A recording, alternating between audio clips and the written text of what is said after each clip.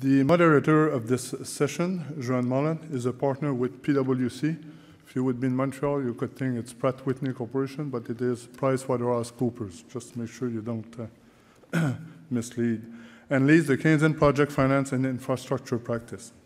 Joanne has over 15 years of experience in the areas of project finance, structured finance, public-private partnerships, and financial advisory. She has worked with both the public and private sectors in the structuring, implementing large projects in transportation, health, and urban infrastructure sectors. Most notably, Joanne has led or worked on many of the leading Pathfinder infrastructure projects in Canada, including the McGill University Health Centre in Montreal, the Lower Churchill Development in Newfoundland and Labrador, the Pan Am Athletes Village in Toronto, and the Turco Exchange Reconstruction in Montreal. Joanne is the president of the Institut pour les partenariats publics-privés du Québec and a director of the Canadian Council for Public-Private Partnership. Prior to joining PricewaterhouseCoopers Financial Advisory Services practice in February 2000, Joanne was with the Export Development Corporation, EDC, where she served in several roles related to finance and lending. From 1995 to 2000, she focused on the transportation industry, structuring and arranging international financing in the rail and aerospace sectors. Join me to welcome Joanne.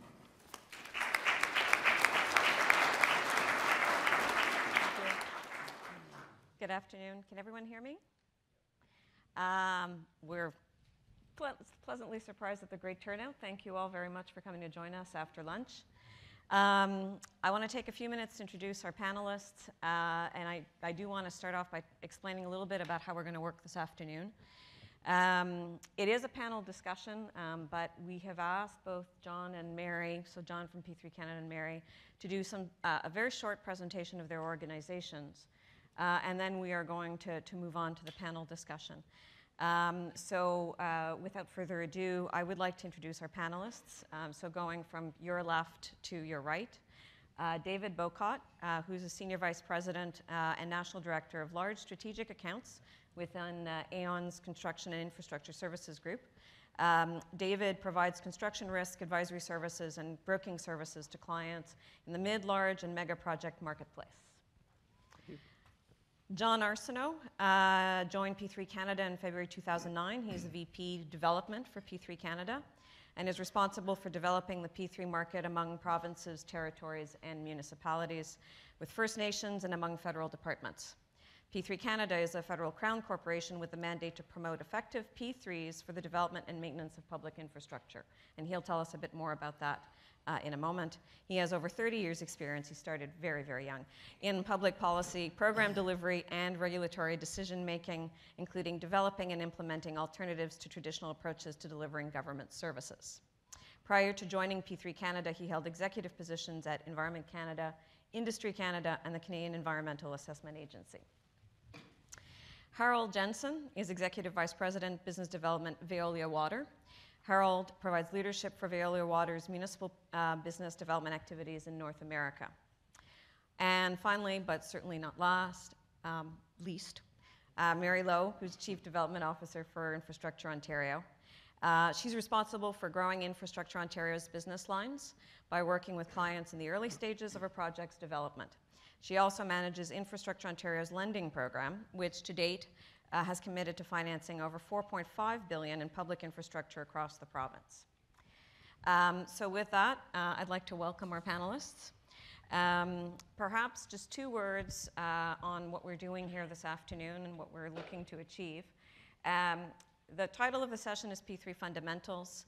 As you may know, the Council is launching today the Guide to Municipalities. So copies should be available outside this room.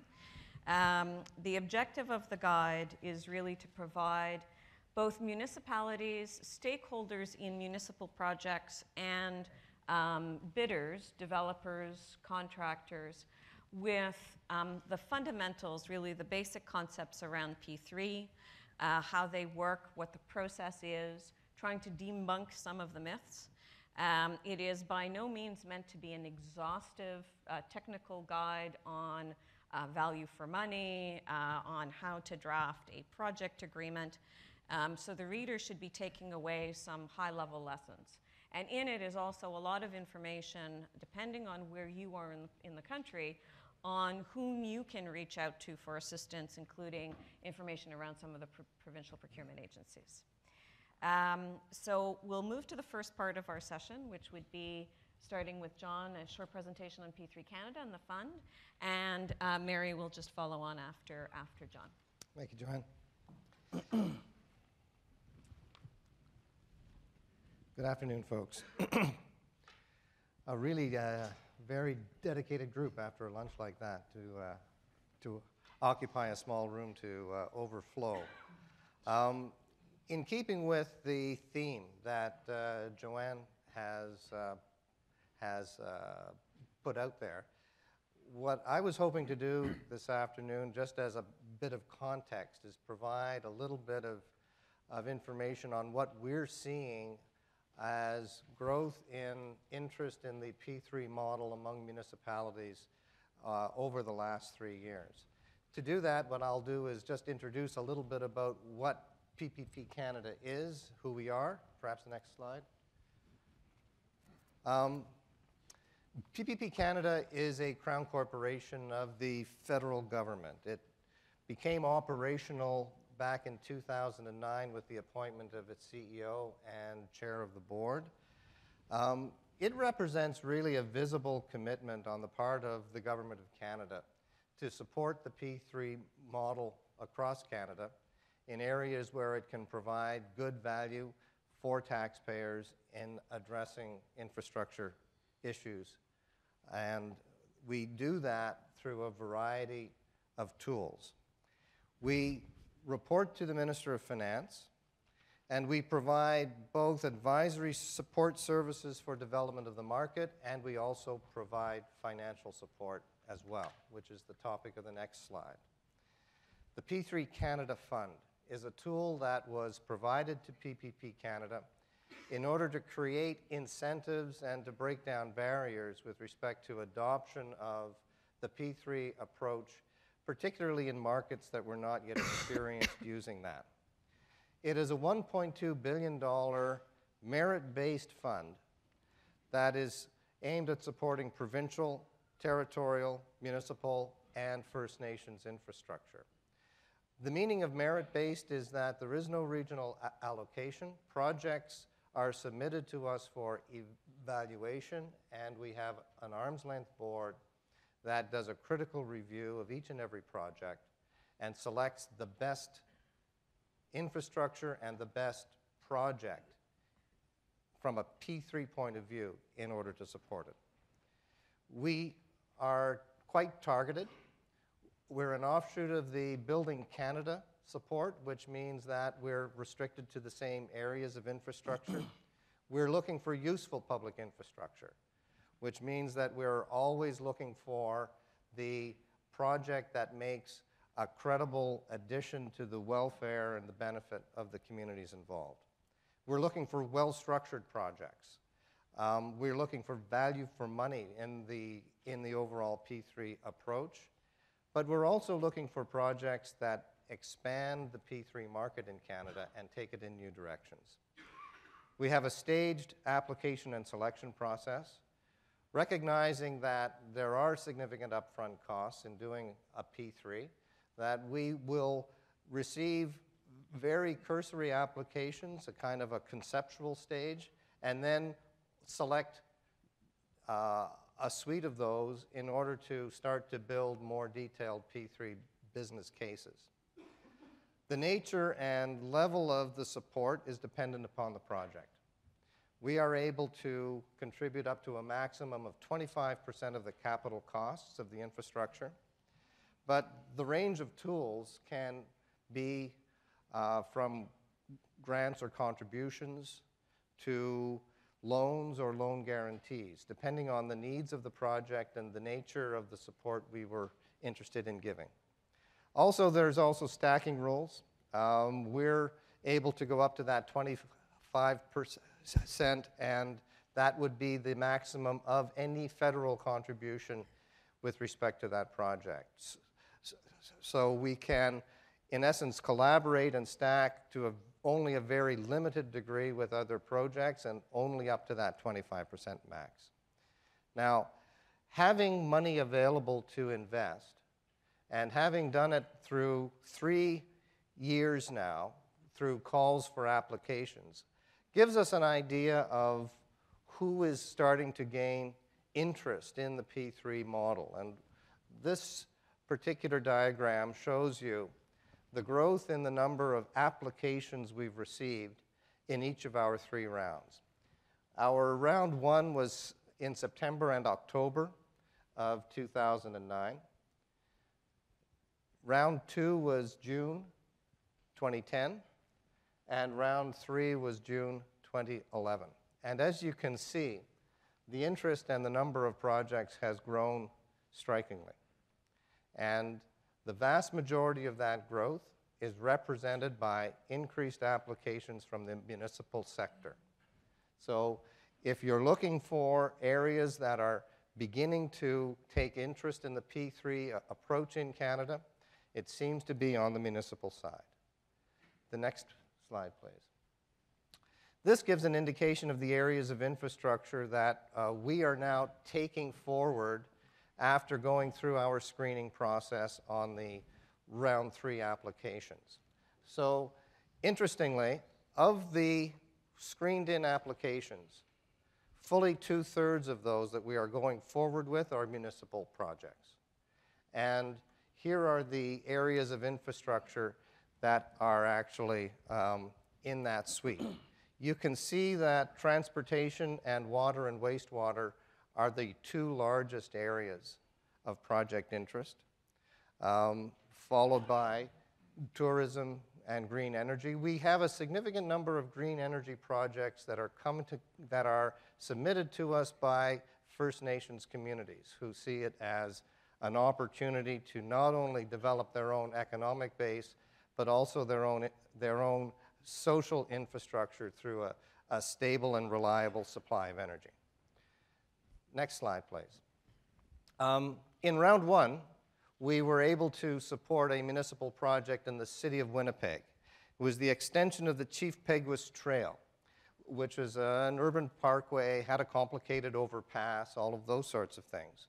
That project was a DBFM, had a 30-year concession.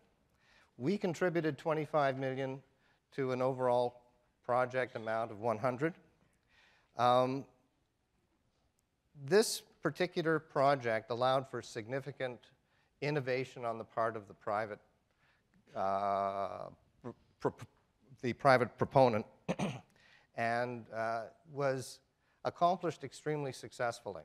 The reason I'm pointing to this one is because it's now been delivered. It was delivered a year early. It was delivered under budget.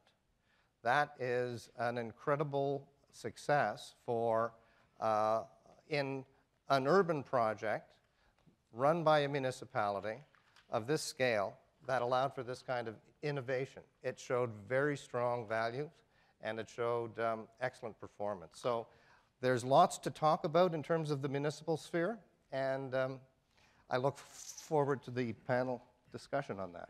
Thank you. Thank you, John. So I would invite Mary to, after she's had a sip of water. Rehydrate. I should have brought my water with me. Thanks, Joanne.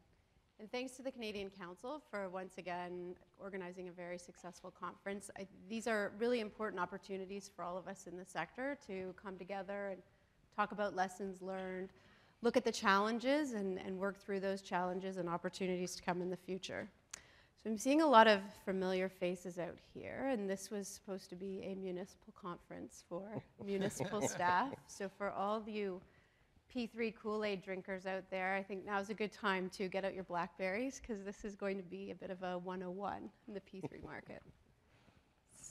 If you could go to the next slide, please.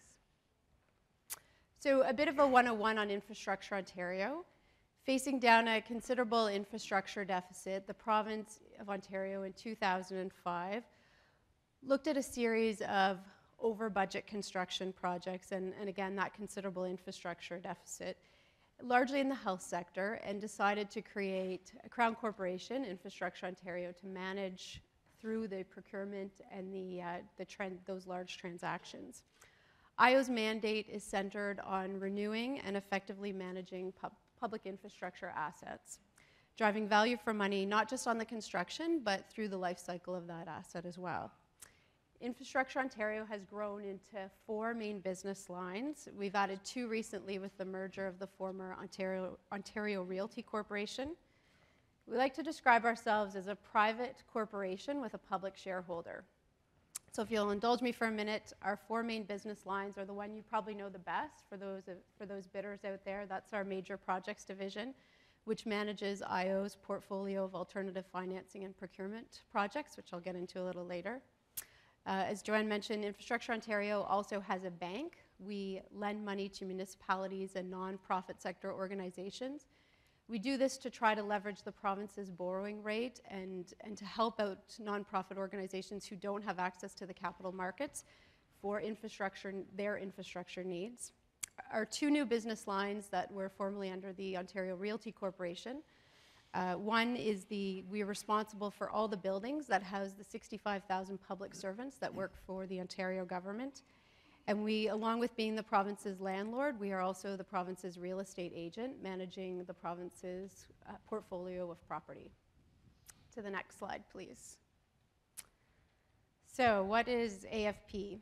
The province of Ontario's program to deliver large infrastructure projects is very conveniently termed alternative financing and procurement. And the province moved away from labeling it the program P3s for one simple reason. It was to reinforce that the methodology is not about privatization, a term that P3s can sometimes erroneously get tagged with. Key to the AFP model, and here we go with some of the 101 that many of you know, is the integration of various components of an infrastructure project.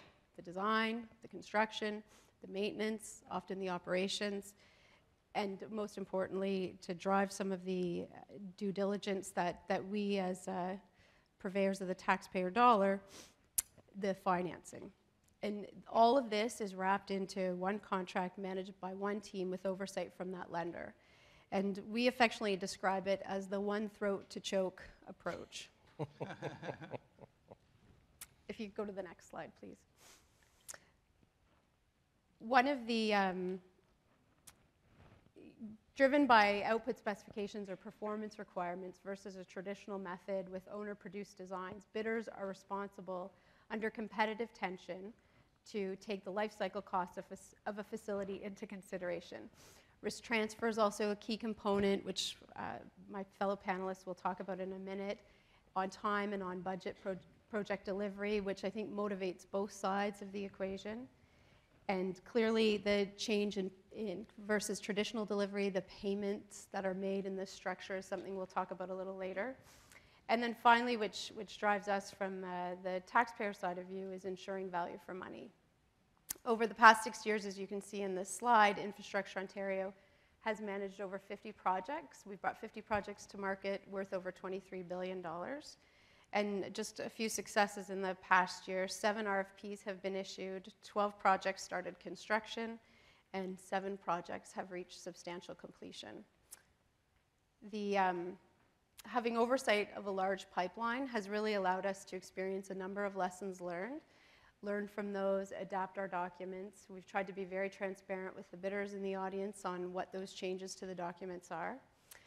But one thing I wanted to point out first, that we've got many listed here, is we've had a first opportunity to work with a municipality. Recently, the City of Ottawa has asked Infrastructure Ontario to be their procurement lead on their LRT project. So a really good opportunity to share some of our experiences over the past 6 years as the City of Ottawa moves forward to procure their LRT project. Next slide, please. I won't spend much time on this slide, just wanted to give you a sense that we have worked in many regions across Ontario and good experiences with local partners in all those regions. You heard Minister Shirelli speak earlier today, and last spring he introduced the province's tenyear capital plan. It sets out the policy direction and government priorities for the coming decade, but it also establishes an expanded role for IO and an expanded role with municipalities. The province is looking to increase the use of the AFP or P3 model across a range of sectors, including transit and water, wastewater systems, and others. We've had some success with bundling projects and are looking to, where appropriate, take smaller projects to bundle them into a larger AFP project. The province is also requiring that any provincial infrastructure grant to a non-provincial project, so a municipal project, for instance, of over $100 million, that municipality seek the advice of Infrastructure Ontario. And we've also been looking at how the AFP P3 model might be used in technology projects. And then finally, the last piece is how can Infrastructure Ontario help support some of the province's priorities for growth in Northern Ontario. Next slide, please. Collectively at Infrastructure Ontario, we have a wide range of experience in project management. We're a centralized procurement agency, and key to the success is being able to increase competition by getting global players here in Ontario, here in Canada, to help build the Ontario pipeline. The number and size of the projects in our pipeline allows ongoing implementation of lessons learned across the organization. And like with the City of Ottawa, we hope to use those lessons learned to help other agencies and organizations looking to procure AFP and P3s. For the municipal staff in the audience, and I hope there are some of you out there, there are many ways to approach an infrastructure development project, and as you're building your program business case, I trust you are here to also better understand how you might look at different approaches to deliver the procurement. From an AFP point of view, we've procured projects using the 4 models listed, and that we'll go into some detail with the panel, but the more that you can include in your project, the greater value for money you can drive. And next slide. I want to encourage everyone, particularly those who are about to launch into a municipal P3 project, to take a look at the guide and to take a look at some of the advice that the council has put together in that guide. It's an important document. But as a quick overview, typically the larger, more complex projects make for a good AFP P3. Water, wastewater, which Harold will speak to a bit more, particularly when you include some of the long-term components, like the operations and maintenance piece, are really good examples of a sector that has seen some success in other jurisdictions, but we're hoping more success here in Ontario. Other municipal facilities, emergency management buildings, energy generation, and so on. These are all good examples of municipal P3 projects. And then revenue opportunities is an interesting one, and this is where there's a little bit of homework for you in the audience and hopefully some engagement on the question and answer period on some of your ideas for where we may see some volume risk. It's been largely an availability payment structure here in Canada in the P3 market, so we look to you for some ideas on where there may be revenue opportunities. Next slide. As part of the expanded mandate announced by the Minister of Infrastructure in the spring, we've been asked to work with municipalities to help you leverage the experiences, lessons learned, and templates used by Infrastructure Ontario. We're building on that direction with the City of Ottawa, as I mentioned. And through a partnership with P3 Canada, we're working with a number of municipalities as they prepare business cases for the 3rd round of applications for the P3 Canada Fund. With P3 Canada's leadership, there's a really great opportunity here for 3 levels of government to work together to bolster the P3 AFP market in Ontario, and P3 Canada is working with other provincial agencies across the country. And it is encouraging competition. It's maintaining that pipeline so we can keep bidders in the market, bringing more innovation, and ultimately for us as the public sector owners, keeping those prices down. I won't read through each item in this slide, but I hope you get the understanding that we provide a full spectrum of services to help move your project forward. In short, we are working to create an owner-friendly project agreement that drives value for taxpayers, demands performance through a risk-transferred payment mechanism. But our experience has shown that despite the despite this, despite the owner-friendly nature, it has been a bankable and marketable PA. And so something that we hope to leverage in other projects. And that's it. So I think we're going to move to the panel and go through some questions, but thank you for your time. Thank you, Mary.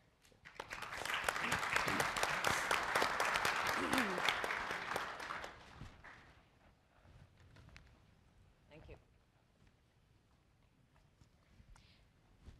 So we'll move to the more dynamic and discussion-based part of the Ouch. of the afternoon. Ah. The exciting part. Okay. Not that you weren't dynamic. You were very dynamic. So, we were saying that, part of the objective this afternoon is to talk about, what is a P3, and perhaps the best way to explain what a P3 is to explain what it's not. So I'm looking at you, John. If you were to be asked, what is the difference between, so I'm someone from a municipality. What's the difference between how I'm typically procuring infrastructure and a P3? I think the big difference for any municipality that would be entering this for the first time is that they have to understand that that a public-private partnership deal has to be something that is designed in such a way that it can transfer risk to a private operator and be successful in the marketplace. It has to align incentives.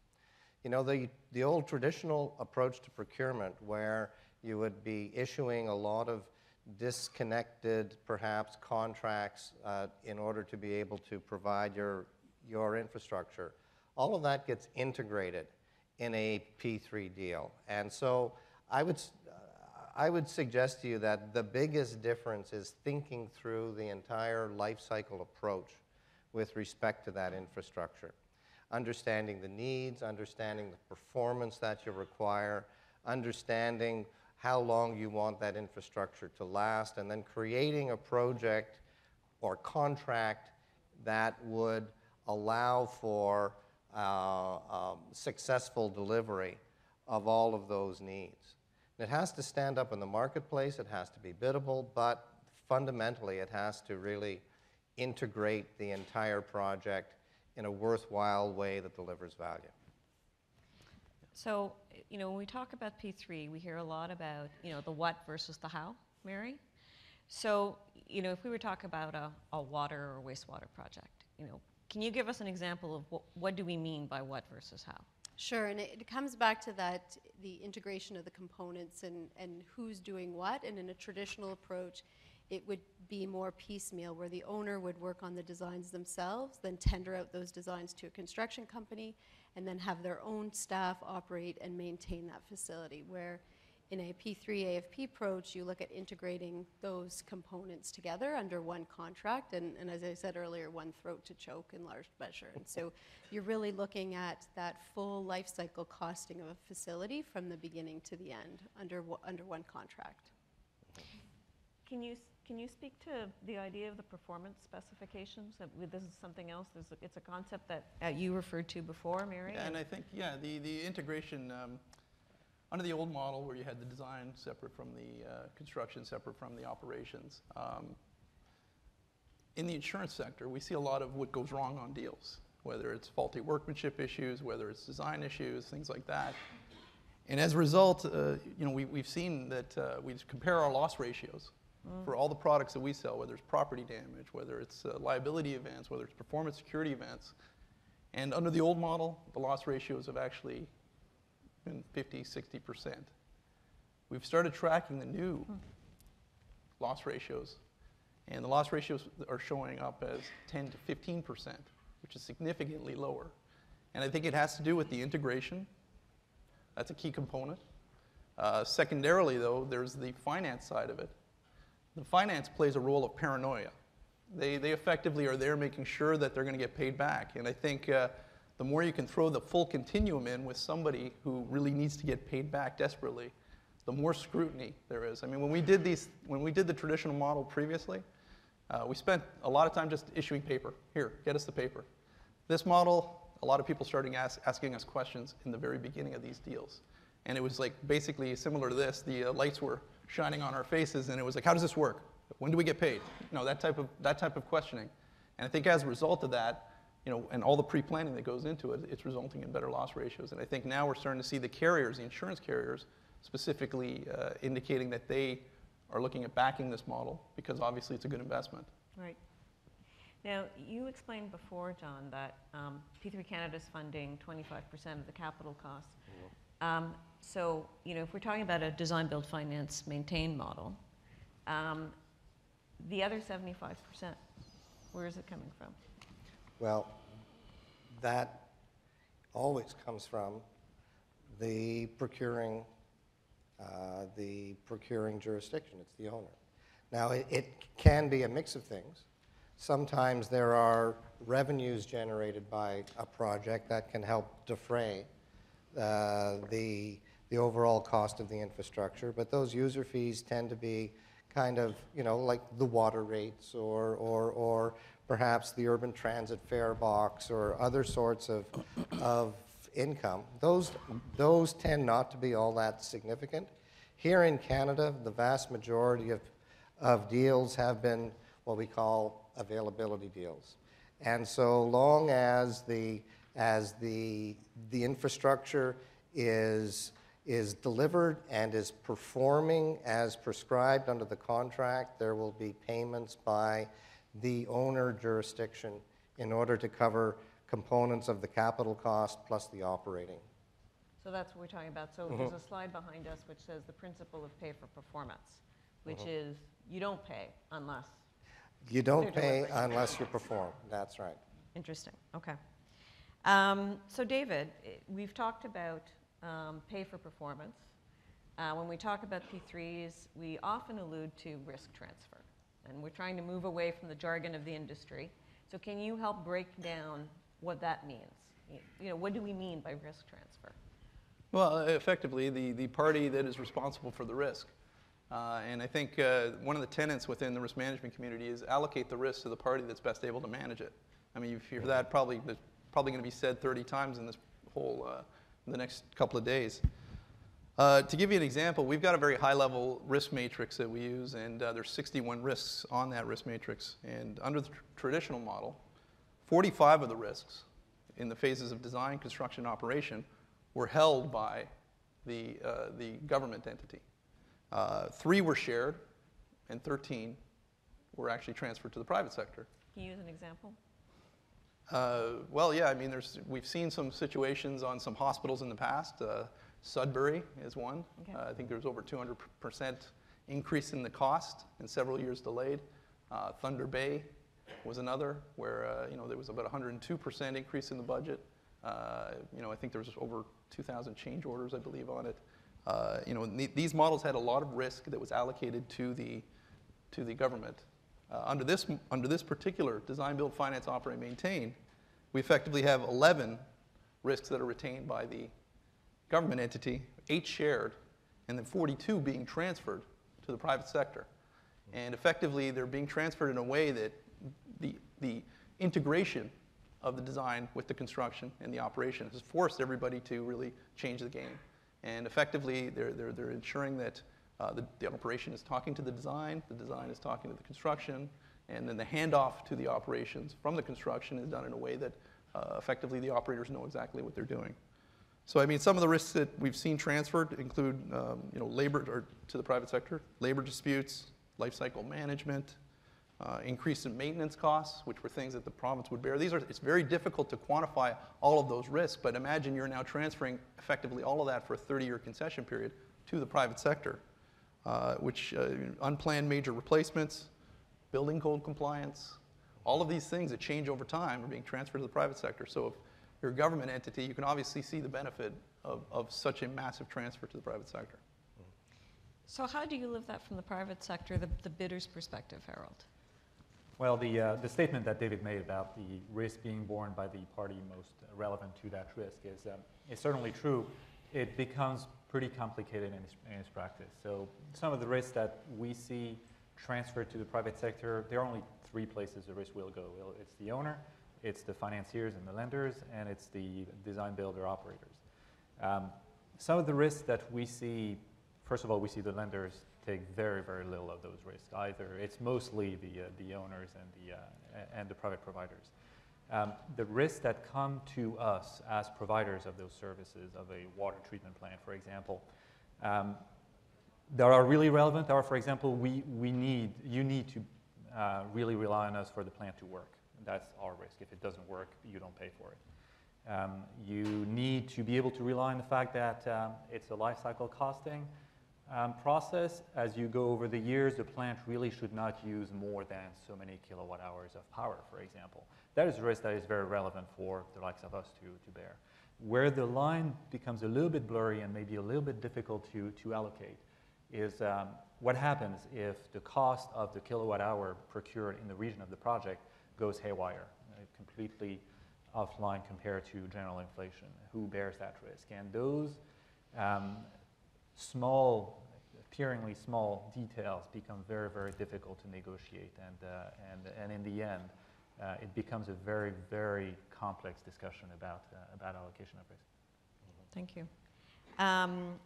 We'll follow on that stream of thinking, because we were talking before about, you don't pay until it's delivered, and you don't pay until it's delivered to spec. So there's a private financing element to this, or at least there is in most cases. So from a bidder's perspective, you've started to allude to the complexity of this risk allocation. What is the role of private finance in this project? So I understand the lenders don't take any risk, but they're obviously doing something. So I'll start by giving just a little bit of context. That in my particular sector of water and wastewater, a lot of the transactions in Canada have not been financed. I'll still argue that a lot of them are public-private partnerships because they're long-term, because there's a lot of risk sharing, but they haven't been financed. However, internationally and a little bit in Canada as well, the transactions that are financed, the lender, David's point from earlier is very strong. The lender brings huge honesty to the process. They will want to make sure that over the 30 years of the project, for example, that they're paid back, which means that everybody who needs to take a risk is the right person to take the risk. It's also interesting to see that generally you would think instinctively that a project's credit rating, we've tried to have projects rated for credit. You would think that the credit rating is as strong as the owners, as the entity that's going to pay. We find that in practice it's not quite like that. What we really need for a project to work is for the project to be delivered, so a piece of infrastructure to be built to specs, and it actually works. Then once that's done, it needs to be operated for long term as per the projections in terms of cost, in terms of performance. And then you need an owner who is actually going to pay the bills, who is going to stand by their end of the bargain. So if you have all three, you have a transaction, but typically the credit rating of the transaction is going to be as strong as the weakest member of all of that. So if you have a design entity, if you have an operating entity, if you have a construction company, or a group of those, you have to make sure that all of those entities are strong enough to deliver the project so that it works for 30 years, not just to completion and then it's the owner's issue. But also that the lenders are going to be comfortable that all of these people, all of these providers, the construction companies, the operators, can do that for the long run and not just for next year. Thanks. From a risk and controls perspective, David, can you provide some insight into the behaviors you've seen from the lending community, the financiers, and how they are looking at these projects before they actually put out a term sheet? Yeah, I mean, ultimately, the lenders tend to go through the following key points. They start off with the pay mechanism first, and they say, okay, how are we getting paid back? Is it availability? Is it volume? Obviously, volume not being something they're overly anxious to support, depending on the deal. Then they look at the credit covenant of the players, okay? So if it is availability, who's paying it? Is it the municipality of Orange County, or is it the province of Ontario? Very different credit ratings. And then they go into the project risks. Project risks, design, complexity, geotechnical, environmental, location, all of those issues get scrutinized significantly. Because as I said before, the debt is the most paranoid person in the room on these deals. So you have a good plan to assess the project risks. Project enterprise risk assessment is a tool that we see continuing to grow. Then they look at the contractors, the O&M and the DB, and they say, okay, can they financially do this job, and can they operationally carry out this job? So as a contractor, I'd be very aware of what a financial statement should look like for their balance sheet to qualify for a bankable deal, and what their operational best practices should look like. So they should be doing a contractor enterprise risk assessment on their own company. And then finally, as Harold mentioned, you're only as good as your weakest link. And in order to get the weakest links up higher, they'll use enhancements. Okay? And from the sector I'm in, we've got this sleepy pillar of capital, the insurance sector, and we're using that capital to create enhancements so that a double-B rated contractor can actually be lifted up with these enhancements, a third-party source of capital. And the more liquid or the more comprehensive that capital is in coverage, the better. In addition, you got to look at that capital is actually smart capital. I mean, I can get a letter of credit. All I need is, if you ask me for $10 million letter of credit, if I have $10 million in cash, I can get it. It doesn't mean I can build a building. Well, insurance capital actually is saying, hold on, what's your balance sheet look like? You know, and they're looking at your best practices. They're making sure that you can actually carry out the job.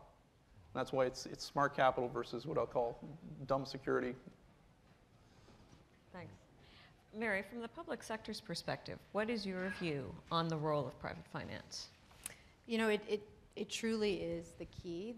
The lenders' interests are absolutely aligned with the public sector's, particularly on the on-time, on-budget project delivery. The amount of due diligence that they bring, their ability, as David was talking about, to get the A-team to bid on the project, you know, is the fundamental piece that drives good public-private partnerships. And I think our experience at Infrastructure Ontario has been, you know, there is a history of the government's, public sector sponsors trying to manage large transactions with some limited success, and certainly there are opportunities with good success. But there is not the same type of due diligence that's driven when a lender is on the project, and that is absolutely in line with our interests. So it, you know, sometimes people approaching these projects as the public sector sponsor feel you're going to lose control over the project. That is not the case. You are absolutely still defining performance requirements. You're under competitive tension, picking the design of a facility that suits your requirements. But you have a partner in that lender in absolutely driving the due diligence, in maintaining and containing the costs, and ensuring that your project is delivered. There seems to be a lot of talk of different types of P3s. So you alluded before, Mary, to, you know, there's the DB, DBF, DBFM, DBFMO. We talk a lot about greenfield construction, but I saw there was an example about a redevelopment of a hospital you've worked on that's being done in phases. So, you know, is there a single model of P3? When we talk about P3, is it one definition? Does it always have to include construction? And I'm looking at Harold first, because I know in the water sector there, I don't know, I get the sense that there's perhaps a diverse number of models. I would definitely argue there are a lot of models. If you're not comfortable with the idea of transferring the financing responsibility with the operating responsibility and all of that for 30 years, there are a lot of partnerships that I think qualify as public-private partnerships that are not to that scale, because they still reflect a transfer of risk to the private sector for a long time, on the basis of life of the project. So any partnership, I think, where the payment to the private provider is based on performance and is tied in term to the length of the life expectancy of the asset, I think qualifies. I'll give you a couple of examples. I'm sure everybody in the room is familiar with the roads transactions, where you build the road and it lasts for so many years and it's operated. So that's the textbook approach to PPP. I can give you a couple of other examples. One of them, Winnipeg recently signed an agreement to help or to find assistance in managing and delivering a large capital program for 30 years without a single cent of financing, there's still transfer of risk because the private provider is expected in this case to bring all of the expertise from the private sector to help deliver $800 million or so of capital investments, wastewater treatment plants and others. And also because if the private sector does not help, if the city does not save money, then the private sector does not get paid or receives no margin. I think that's an interesting example of risk sharing, of a partnership with the incentives being aligned. And at the same time, it's a way to avoid the perception issue of PPPs sometimes municipalities have to face when they call on the private sector to help, is that it's not always politically very attractive. So there are ways of transferring responsibility, of relying on the private sector for help without necessarily bringing in the wrath of some of the other vested interests. And I mean, you're probably seeing the greatest number of projects from municipalities, so be interested in your comments on, what is a P3? We're seeing a wide array of proposals to us, and we do have criteria that make a particular project eligible under our particular program. And in the simplest terms, it has to incorporate that life cycle approach with respect to a project. It has to have a component design build, let's say, in the shorter term, and it has to have a longer term component as well, either operations, maintenance, long-term finance. So for us, the critical dimension is that integrated life cycle approach with respect to a project. For more clarity, you can actually visit our application guide on our website. But we're starting to see the model being applied now for a wider range of purposes. So it isn't only about going out and constructing a large capital project and doing it with all of the P3 advantages. We're starting to see now interesting connections between the capital components of infrastructure and the long-term operations and maintenance. A good example of that is a project we recently supported in the city of Barrie, Ontario. It was a rather modest capital project to construct a maintenance facility for their urban transit. But that particular small capital component was connected to the award of a much, much larger operations contract with respect to the bus service. And so the value of that long-term operating contract actually leveraged the desire to put in place new capital in order to improve performance and to improve the competition for that contract. And those are the way people are starting to see added values in kind of taking on this particular P3 approach. Thanks. I don't know if you want to add something on the other models, because I know IO also has worked on a lot of different models. Yeah, and I guess for the municipal representatives in the audience, when you're approaching your project, to think about what the risk profile is for that project. We like to think at Infrastructure Ontario that for each of the projects in our pipeline, we've done that and tried to assign the best model. Clearly, I did say that the more components that you can put in, the more value for money you can drive. That's not to say that a build finance or design build finance doesn't also hold value for the public sector owner, and there's good opportunity there to drive some real efficiencies. But you have to approach it on each individual project, and they are all different, and to look at that risk profile. And certainly our experience has shown there's appetite in all models from the private sector. So, John, if you had to say, what projects lend themselves well to P3 and give some advice to the municipalities around that, what would you say?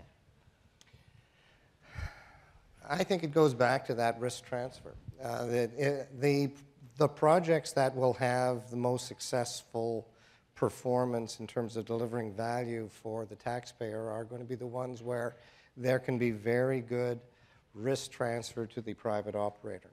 Now, there are a few other components that you have to have in order to get there. You have to have a project where you can easily describe, or no, it's never really easy, but clearly describe the outputs or the outcomes that you're looking for. If you aren't able to do that and put it in the form of a contract, then you won't really have the basis for a P3 contract for delivery of that particular infrastructure service. So you need that clarity, you need risk transfer, you need a project that is, in essence, biddable and bankable at the end of the day in order to be successful in the marketplace, because it can be a great idea, but if nobody's going to actually take it up on the private side, you aren't going to have a P3. Usually there are criteria with respect to size, with respect to value, with respect to greenfield versus brownfield, and all of those kinds of things, and those are all well known. But the main thing to keep in mind, I think, is to be able to understand your project thoroughly from the outset and know what you want out of it, and make sure that there is a private proponent that can actually deliver that in a cost-effective way. Want to add anything? You know, I think there's a lot of debate, and I think there's actually a session on it, on the capital, the CapEx. What is it? What size is important? And I think it depends on looking at that risk profile and the components. You know, at Infrastructure Ontario, we came up with certain gearing of it had to be this much before it could be considered an AFP. I think the sentiment in the market's changing on that. I think you have to, you know, look at that CapEx and decide, you know, the value for money on some of the transaction costs and financing costs associated. But if you can work in other components like the maintenance and operations, I think there's other projects out there that may have not been considered P3able in the past that are good examples as well coming up. So when we look at, I mean, all the projects that you've concluded in Ontario, and you're giving advice to a municipality, what would be the top 5 key success factors, the things they need to do to get it right? So maybe I'll do the top 3 and hope Do my top colleagues 3. have some others. But you know, I think, and I see my colleague Glenn Lumbers in the audience here. One of the really important things that we found 6 years ago at Infrastructure Ontario is having a champion. So who on your municipal council, who within the senior staff in your municipality, who's your champion? Because there are detractors to the model, and so having that internal champion is important. Develop what your P3 policy is. Before you launch into a procurement, understand what your policy is, what your process is. You know, make sure that you've mapped out not just the model itself, but how you're going to run a fair and open competition is key to getting bidders interested as well as part of it. Understand the regulatory environment that you're in, understand what kinds of rules that you're governed by, understand that governance structure within your municipality or whatever organization you belong to, and I guess lastly, over-communicate. You know, there are different forces out there, so, you know, labor unions as one has been a historical example. Be transparent about your process. Be transparent that you are running a public-private partnership. Talk with your team, talk with your staff. Make sure that you're communicating the value for money that you're trying to drive as part of this agenda, and continue to educate people about what you're doing. I think lots of us try to you know, hide behind the secrecy of procurement, and it will damage your project. There is no doubt in my mind that if you don't communicate and don't communicate openly about your process, that you're setting yourself up to fail. Anything to add?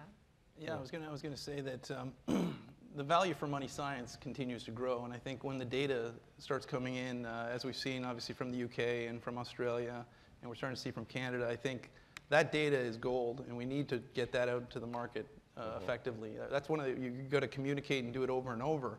But like lenders say, you know, show me the facts, show me that it's been done, and then I'll feel comfortable. And I think that value for money science has to be out there because it's actually starting to get interest beyond the public sector. I mean, is this a better way to build? Because you're allocating the risk, let's say, to the contractor. A lot of it is getting put to the contractor.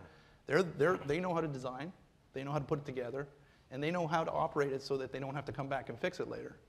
And on that basis, you know, I think as the more data comes in on the life cycle benefits, the value for money benefits, that's going to be very, very good information to have if you're a municipality to say, hey, this is why we're doing it. It makes a lot of sense. And if I could add, I completely agree with all of that. I think it's really important for municipalities and jurisdictions going into this for the very first time to understand that it takes a lot of front-end planning and work. That quite often the development of these projects gets starved in the crib, under-supported in terms of the planning that would then allow you to go out and do a successful procurement. There are costs inherent in running a good P3 process, but those costs are rewarded many times over by the quality of the project that you ultimately get delivered. So Harold, from taking it to the flip side, what as a bidder will draw you into or motivate you to bid on a project? So obviously, and I agree with what you've said, I, from the private sector, would look at it from a completely different angle, complementary hopefully, but different. First, is the project needed? We've all touched between the lines on the fact that there will be controversy around the development of a PPP project. The project need needs to be obvious. The controversy should center on the delivery method, not on the fact that maybe 5 years down the line, or maybe today, or your successor as mayor will say that that we don't need the project. We as a private provider need to be able to see that the community wants the project and needs it, regardless of the delivery method. A second element is the process for selecting a partner. We had an unfortunate example, I'll call it unfortunate, but we had an example over the weekend with the city of Abbotsford that was developing a project on a public-private partnership basis for a water plant, and that project was killed by referendum. So fair enough, it was a large majority of the population that voted against the PPP method, and certainly that needs to be respected above all. But if you're going to have this sort of consultation, please have it at the beginning of the process. Companies like us will spend hundreds of thousands of dollars to bid the project, regardless of whether we win or not. That's how much it's going to cost us to bid the project. So for us to do that with the expectation that at the very end, not only is our competition the fact that we're bidding against other people, but also the fact that perhaps the project doesn't happen at all, makes it difficult for us to get in. Another notion that I certainly look for in a municipality that's going after or that's contemplating a PPP delivery method, very often it'll be that municipality's first attempt at doing that on a PPP basis. The municipality needs to be well advised, properly advised by consultants that know what they're doing. It's always difficult for a municipality to say that usually, I would spend money on consulting engineers and all that, and now I'm going to have to spend a lot of money on consultants that are not engineers, they're financial advisors, they're lawyers, and after I spent that money, I'm nowhere near my project because those people don't know plants, and that's fair. However, you still need to spend that money. We will spend the money on engineering. By the time that we bid, you will have a 30% design of your plant in hand for free, just us bidding it to you. You will have those plans. So you'll have saved that money. You really need to make sure that the enterprise that you're getting into is one whose risk profile and allocation is something that you fully understand, because otherwise the shock of what the contract looks like at the end, which is not a shock in terms of unfair or anything like that. It's just different from what the municipality is used to. And to understand that difference is a process, and we look for a group of counterparts on the other side of the table that together are able to get us through that process. So we could go on, as you can see, for quite a long time because we're passionate about our subject, but I am conscious that we're getting to the end of the time for this session, and we very much wanted to allow for questions from the audience since we've got these very experienced people in our panel. So I would open it up to the room and see if you have any questions. There's a microphone right in the middle, and if you don't, I certainly do have more questions. Absolutely. Hi, I'm Alex Long with the Federation of Canadian Municipalities. I think an interesting thing is the session is made municipalities yet. I'm one of the few representatives just because maybe a note to the organizers in future that the very cost of a conference like this is just out of the reach of many municipalities. But that said, there are a large number of mid-sized municipalities that would like to enter P3s, yet the projects themselves aren't large enough to, I'd say, to attract the private sector interest. So I was wondering, maybe in the case of Ontario, if there's been any experience of bundling of projects together. So taking a range of, say, mid-sized projects that would together meet those minimum thresholds for return on investment. Yeah, no, absolutely. And we had great success with the OPP detachments as a really good example. The challenges can come when you have various asset classes that you're trying to bundle, or do you have a homogeneous set of assets that you can bundle together.